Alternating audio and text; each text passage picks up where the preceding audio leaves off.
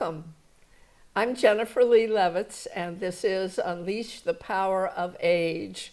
And today we're really going to unleash it because I have an extra special guest. Most of you will know who this person is. I'm just going to say, welcome, Jim Tarantino. Thank you for being here. Thank you, Jennifer. It's an honor for me to be here. Thank you. Yeah. And there's so much to talk about with you. I think people have an idea of you, of what you're like and who you are and what you do. And I don't think many of them know that you're an older adult now. And even though you go rowing off to all parts of the world and do that, you're an older adult. And we have the pleasure to have you with us at the Rose Baker Center from time to time. Oh yeah, I love my friends down there at the Rose Baker Center. I try to get there every Wednesday for bingo. I have the usual table that I sit at with my girls. God. And sometimes I'm a little too loud in that environment. When I yell bingo, I may cause a heart attack or two once in a while. But it's a lot of fun, and they've gotten used to me. Yeah, they are serious about their bingo. Yeah. You know, I haven't had it. My schedule's just the wrong fit for bingo. But if you're there and you walk into the room, the back of the room during bingo, it's like walking into church. Yeah. And if you make the wrong sound, they all look up at you. Yeah. Some of them, they really look forward to that time, and they're very serious about it. Others are just there to socialize like me and just have some fun. Yeah. We do have some fun down there, don't we? Yeah, it's great. I mean, what a tremendous resource. The Rose Baker Center has so much going on there. I wish I had more time because I'd like to go down. They have cornhole and they have all kinds of activities. I think when I slow down a little bit more, I'll be using their resources even more. But for now, I'm kind of still on the go quite a bit. Well, even though we have a lot of exercise classes, you probably don't need them because you get a lot of exercise in other ways. And why don't you? There may be someone who doesn't know who you are or what you do. Why don't you tell us what you do for exercise? Well, it's always first and foremost the rowing. A lot of other activities that supplement that. You have to be. I still am competitive at 64 years old. I'm still racing and winning races. So I tell people, as long as I can ride that wave, I'm going to continue to ride it. And I've been fortunate to be surrounded myself with other good rowers. And I'm still, I think I first said it 10 years ago, one more year. And then 5 years ago, one more year. I think I got one more year in me. Yeah. So in 2026, I'll be going for one more year. All right. Now that we're talking about it, let's just recap a tiny bit. You just did a prodigious row. Oh yeah, I probably took on more than I should have. A lot of older fishermen called me up, guys I haven't talked to in years, literally called me up and asked. I answered the phone. I didn't recognize the number, and the guy on the other said, "Is this Jim Tarantino?" "Yeah, who's this?" And he told me his name. And I hadn't seen this guy in 15 years. "Are you stupid?" And I answered, "Yeah, I kind of am, but is that why you called?" And because he was an experienced fisherman and he knew the dangers of the Gulf of Maine and the Bay of Fundy, particularly the currents. So I took on, we didn't talk specifically. Say what it was. Specifically, I rode from Gloucester, Massachusetts. We rode from Gloucester, Massachusetts to Lunenburg, Nova Scotia, a trip of 400 to 600 miles. I still haven't done the complete math on it. But it was a daunting task, and we're doing a talk on it. We could talk in detail another time. But it was, the fishermen that told me I was crazy to do it were probably right. And I didn't realize it until I was halfway across the Gulf of Maine in serious trouble. But we teamed up. I rode with Sarah Lewine from Annisquam, another great rower. And she's been my mixed doubles dory mate. We've won some races together. And she was tough as nails, and we both just woke up the next day after a really daunting evening and said, "Let's go." And we got it done. Wow. Yeah. And to those who would think about doing something like that, I would absolutely advise don't do it. But I mean, we got a lot of lucky along the way. We had beautiful weather. We had 2 weeks, and as I'll tell everybody in the talk, it was a community experience because we got so much support and guidance from so many people in the community that we really were buoyed by the support of Cape Ann and its community here. You're a fixture. You're a big part of the community, but you're a native. Would you tell me a little bit about your early life, like where you were born, some about your parents, stuff like that, your family, if it's okay. Yes, I'm happy to. I'm very proud, and part of why I am so Gloucester is because my mother was descended from Nova Scotian and Newfoundland fishing families. My father was Italian fisherman from the Sicilian fishermen. So I'm literally a Gloucester fishing mutt. But I'm very proud of that heritage, and especially in the Grand Bank story, which was the fishing boat that built Gloucester to be fishing capital of the world. So I'm a real strong believer in that heritage, that work ethic, and that background. I'm very proud of that. But so I grew up. There's some sections I'm not so proud of. Not that I'm not proud of growing up down the fort. Right. But some of the things I did there, I call the 70s and 80s kind of the lost years because I probably did a little too much partying and I was a little too headstrong. I've calmed down since then. But we had a great time, and I wouldn't trade it for the fort friends that I grew up with are still my best friends today, a lot of them. And that's a rare thing to have people that you grew up with when you were a teenager and still be your best friends when you're in your 60s. I love them all, and they're a little part of them in me as well. I love hearing that. We love hearing it. You have a wife. Oh yeah, don't you? Beautiful wife. She's also a Gloucester native. She's from the Riverdale area. I went across the tracks, She went across the tracks. Yeah, she came downtown. Let's face it, every Gloucester girl really wants a fort guy. Absolutely. A fisherman, you betcha. Yeah, my wife, throughout the trip that I just recently did, we were 24 days getting from Gloucester to Lunenburg. And my wife put through us this big going away party at Maritime Gloucester. Over 150 to 200 people turned out to see us off. My wife made that all happen. She was the communication basis for a lot of people. When we were out of range of cell phone, I had a Garmin satellite navigation system I could communicate, and she would let people know where we were along the way. And she doesn't realize how big a part of that trip she was. Maybe, and then in terms of a big part of your life, I mean. Oh, of course. Yeah, so we have a daughter together, and my wife right now, she won't come to bingo with me at the senior center, but she just qualified for the free trash bags. What? Once you reach 65 at the Rose Baker Center, you get not free. Tell. Oh, sorry. There. Yes. Wait, let's have Jim. There he is. Now, tell people. But yeah, my wife just qualified for the discounted trash bags at Rose Baker Center. Once you turn 65, you go down there. That's another wonderful opportunity they have at the Rose Baker Center. So it's a big thing down there. As soon as you turn 65, you can get the trash bags now. I'm usually the one who's talking about the trash bags. That's why I asked you to do it. I think it's one of the best things that we have. Well, Rose Baker also offers that, what is it, the third Friday or something, there's that brown bag thing. There's a brown bag. You get fresh, they make me eat better because they give me fresh fruit, fresh vegetables, so I'll go down for that once in a while. It's from the Open Door. Yeah. So you go, it's either the third or fourth Friday, depending on the month, and anybody got to sign up ahead. See, that's one of the ways we get you.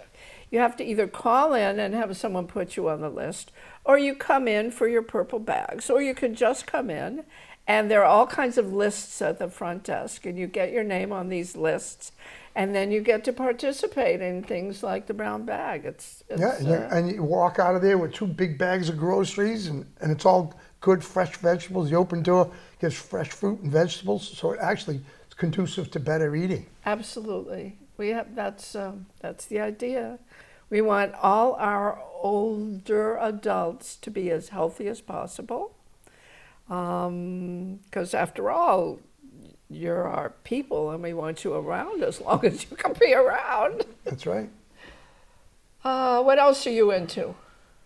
So after Thanksgiving, 2 days after Thanksgiving, I'm going back on the open ocean for at least 3 weeks. I'm sailing on board the vessel Artemis, bound for Bermuda first, and then the final destination is the island of Culebra, east of Puerto Rico, so down to the Caribbean. So Yeah, good time of year to get out on that Gulf Stream in that warm water. it's warm, but isn't it still hurricane time?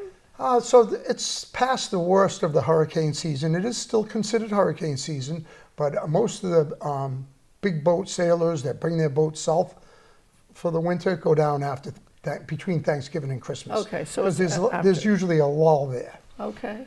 And a captain that I'm going with is experienced mariner. I'm part of this group in Gloucester here called the Ancient Mariners that gets together once a month. Great guys, great advisors to me on my trip that I took. And Harold Burnham cut the sail for my dory was called the Heart of Gloucester. And Harold Burnham made the sail for me, just out of the goodness of his heart. And he gave me some tremendous advice that basically kept me alive throughout the trip. So these Ancient Mariners, and this is another great thing about this Gloucester community, there's so much wealth of knowledge about the ocean. And so I've been able to go my way in on the Ancient Mariners, even though I'm only 64 years old. And these guys are very active and still sailing and doing great things. I learned a lot from them as well. That's great. So yeah, I'll be sailing the 3 weeks after Thanksgiving and be home, hopefully fly home in time for Christmas. Christmas in Gloucester.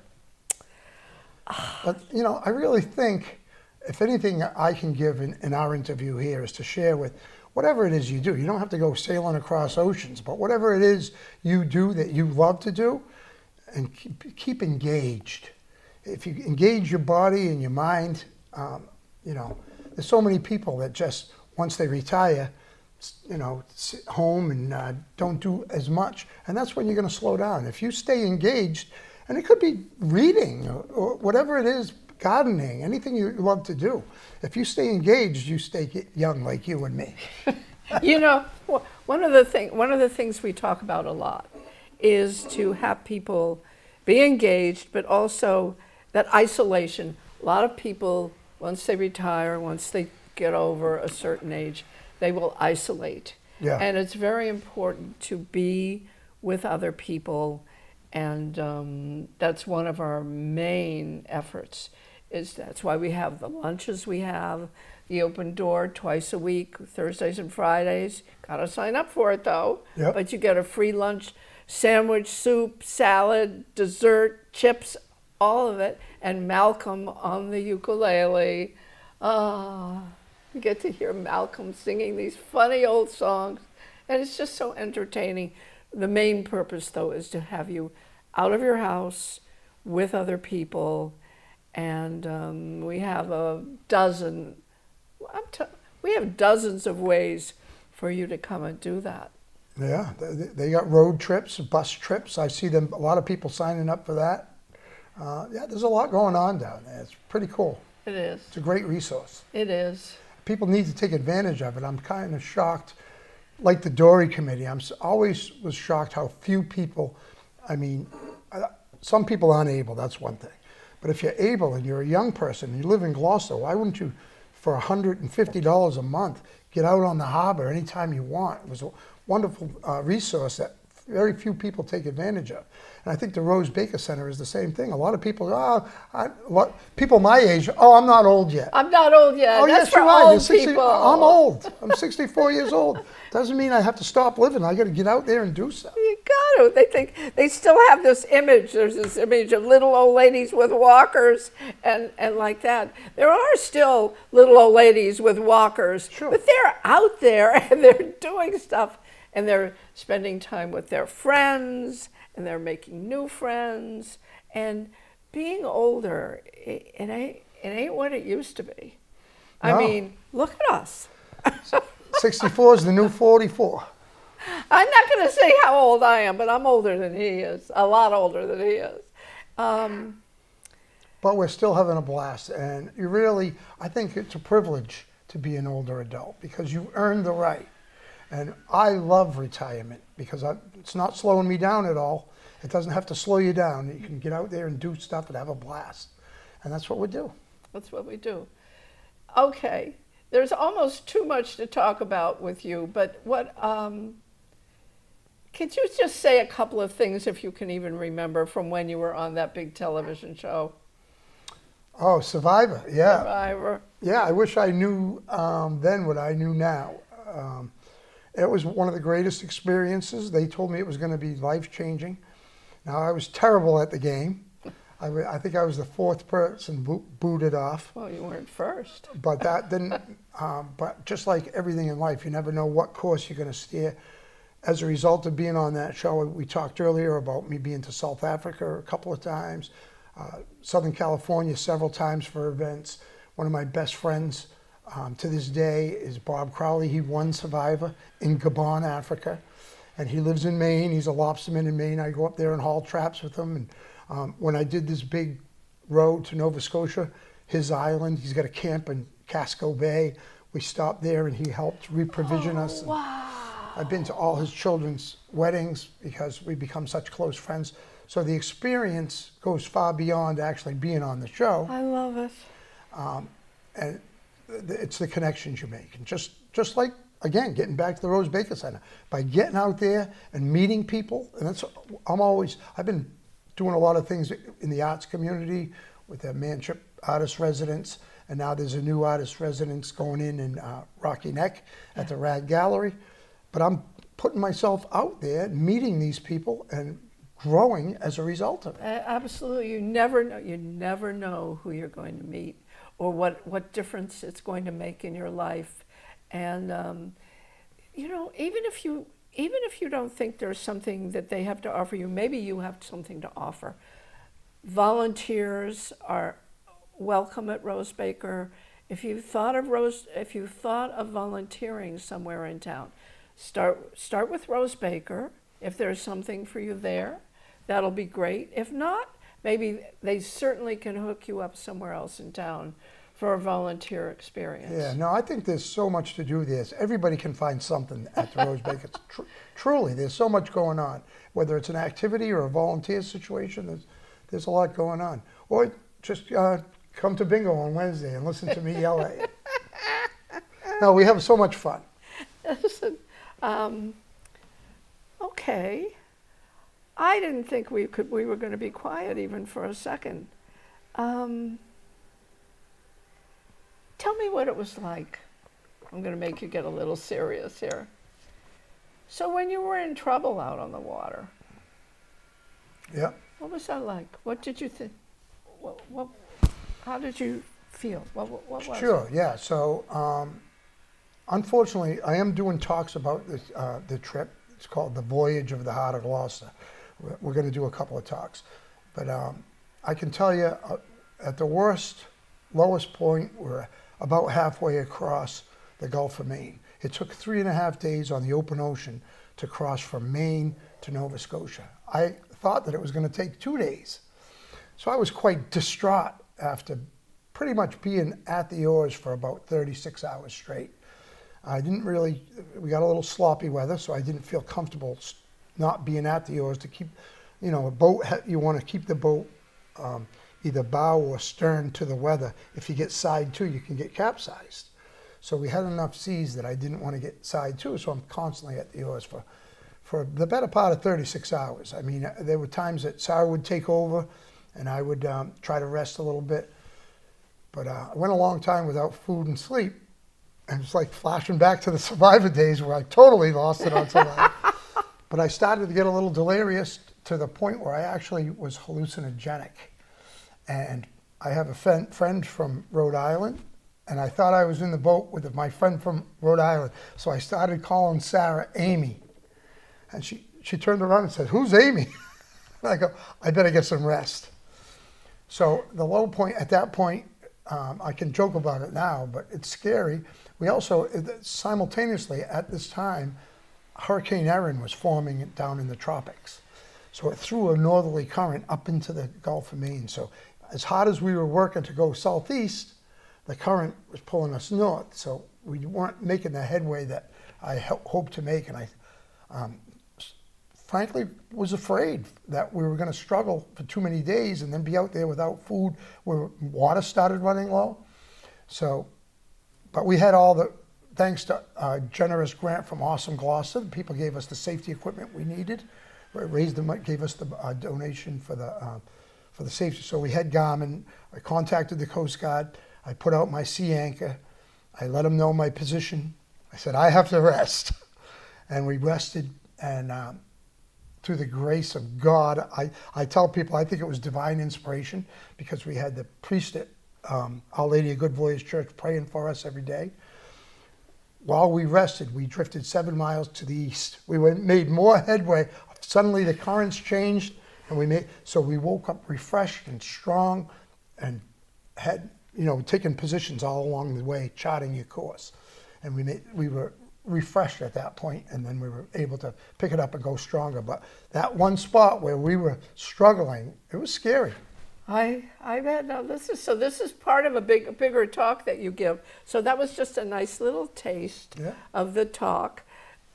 We won't be on the air in time for the next schedule of it. But when's it happening in January?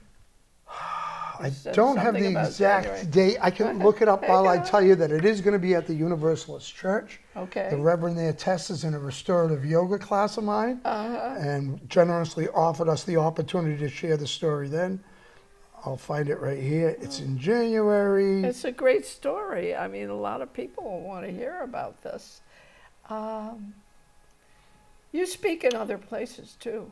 I mean, you are a... Well, sadly, I'm always talking. I was going to say, when I told them I was having this conversation with Jim, people said, he's a talker, Yeah, so the Universalist Church in Essex is going to have us there on the 4th of January. It's a Sunday afternoon. It'll be after the services. It'll be 3 o'clock in the afternoon. Okay, I think we'll get you on the air before that, and make sure people get to see it.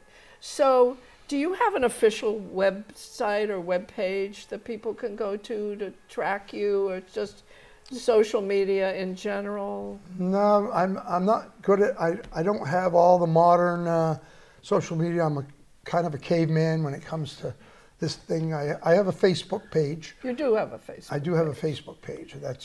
I do post any important updates on that. Okay. But other than that, I don't have any. Well, that's okay. People can find you on Facebook if they want to follow you in some way or another. I don't have that other stuff either. I should. I'm ashamed. I am on Facebook, but I don't even post on Facebook. Yeah, no, I'm a big believer in people that don't do this stuff. That's usually a good thing, because they're busy doing other things, face to face with people. I get frustrated when I find myself for more than 15 minutes on Facebook, because I could have been doing something. It is. It can get hypnotic, though. It does. Well, it's a good way to keep in touch with people and find out about things. So it does have its value. It does. One of those things. Yeah. So did you play bingo yesterday?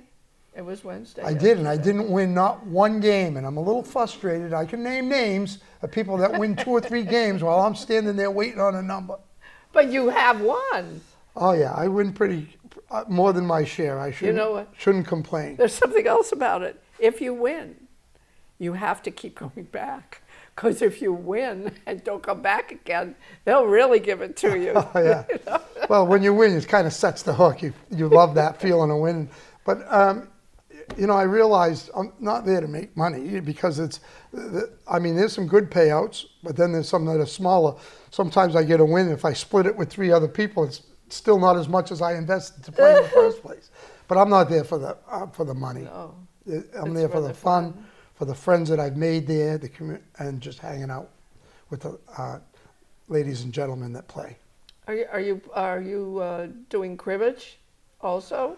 So I play cribbage at West Gloucester tournament. They meet once a month Oh, at the West Gloucester Church. I do cribbage there. I'm part of an extreme croquet league, and Oh it's my God. extreme because we only meet in the winter. That's run by Hillary Fry.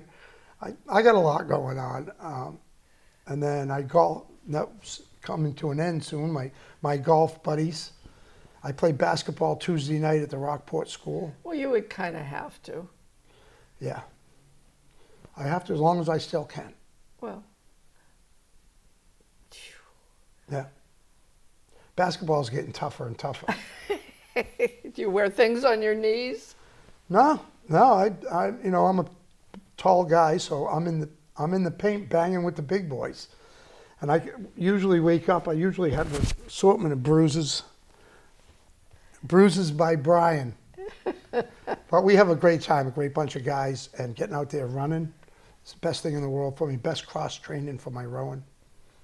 I'm just he's so impressive. It's so impressive Yeah. to listen to all the things you still do, and it shows. I mean, not only are you physically strong, but you're also very alive.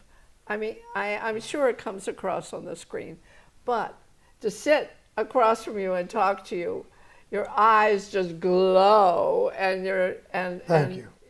You're alive. So I really believe I am a reflection of the community. What you see in my eyes is from the basketball boys and the golf buddies and the community.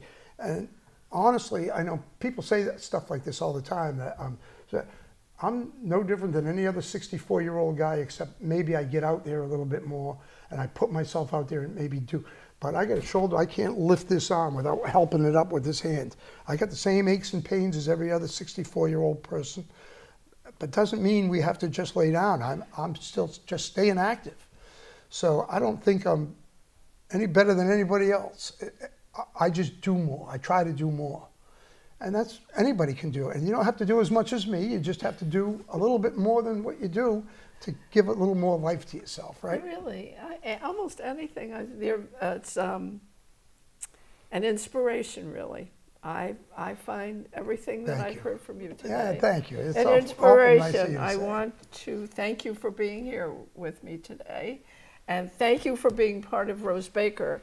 And Hey, I'm just grateful that they're there. What a tremendous resource. Everybody that there is always friendly. I love it there. And as I said, I'll probably be using more resources. I'm certain I will in time. well, that's good. We'll be happy to have you, kiddo. Thank you. Thanks for having me. Oh, thank you, and we'll see you all next time. So